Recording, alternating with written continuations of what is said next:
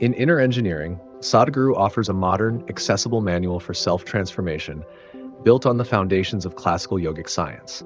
He asserts that true joy and fulfillment are not found in external achievements or circumstances, but are born from within. Happiness, he teaches, is an internally generated state.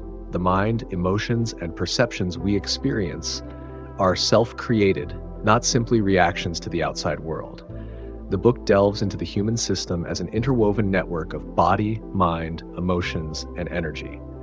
An unbalanced system, Sadhguru argues, becomes a breeding ground for suffering. By consciously aligning these dimensions through practices such as yoga, meditation, breathing exercises, and self-observation, individuals can redesign their internal landscapes to spark lasting inner stability and peace. Sadhguru emphasizes responsibility over passivity. Real freedom, he proposes, emerges when we respond to life consciously rather than reacting out of habitual impulses. This shift empowers us to become the architects of our own destiny, crafting the internal conditions of our experience, rather than chasing fleeting external fixes.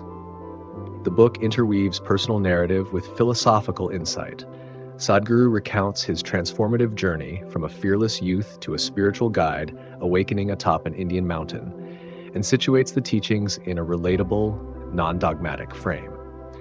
He positions yoga not as religion or philosophy, but as a technology for inner well-being that transcends cultural and spiritual boundaries.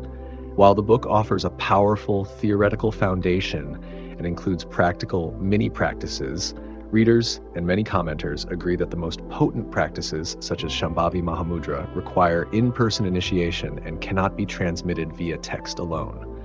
Thus, the book often serves as a compelling introduction or complement to the broader Inner Engineering course.